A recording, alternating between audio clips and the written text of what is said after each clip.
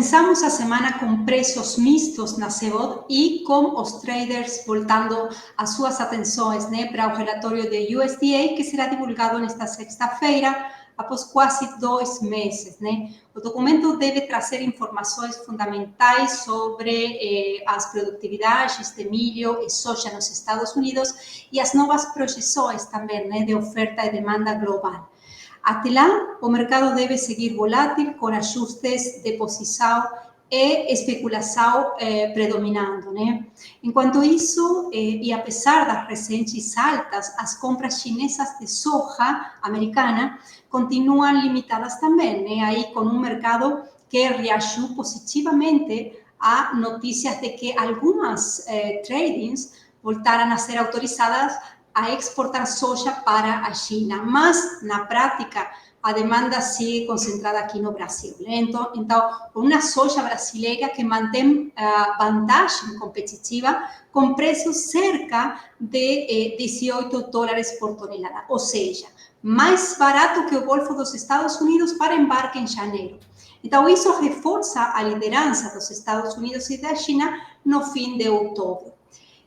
Com a janela de exportação americana se estreitando também ao mesmo tempo, cresce a pressão para que a China cumpra suas promessas de compra, né? Então, caso contrário, aí a colheita no norte do Mato Grosso, que começa em cerca de 6 semanas, deve também consolidar ainda mais a posição do Brasil no mercado global.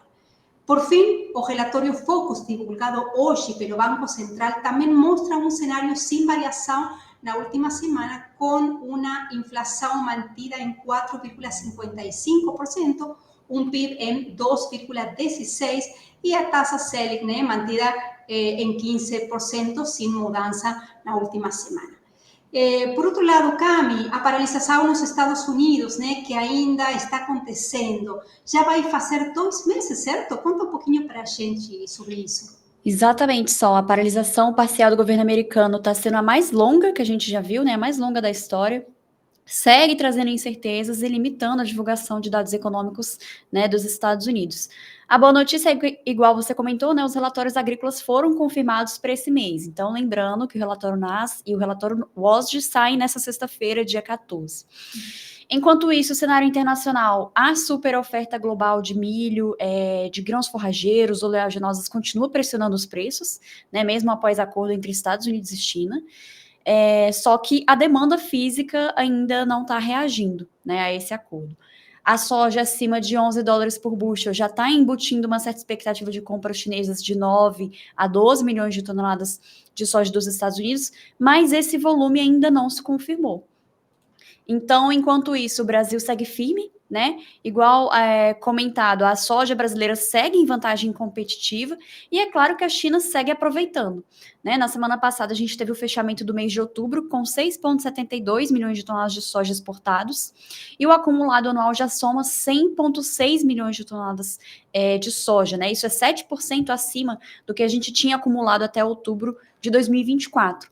E em termos de volume exportado para a China importou até agora cerca de 80 milhões, 79 milhões de toneladas, ou seja, praticamente 80% desse volume, né?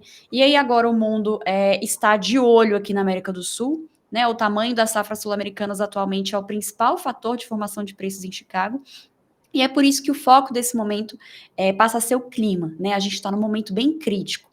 A regularização das chuvas nessa semana passada e nessa semana que está se iniciando agora, elas são essenciais para projetarmos produtividades.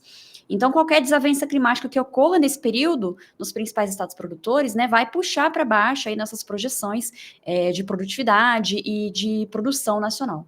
Então, pessoal, fiquem atentos, né, acessem nossos relatórios climáticos, acompanhem em primeira mão qual que é esse cenário climático para o Brasil e para a Argentina, tá bom? Basta acessar esse QR Code, a gente vai ficar esperando vocês. Obrigada, pessoal. Obrigada, Sol. Boa semana para nós. Tchau, tchau.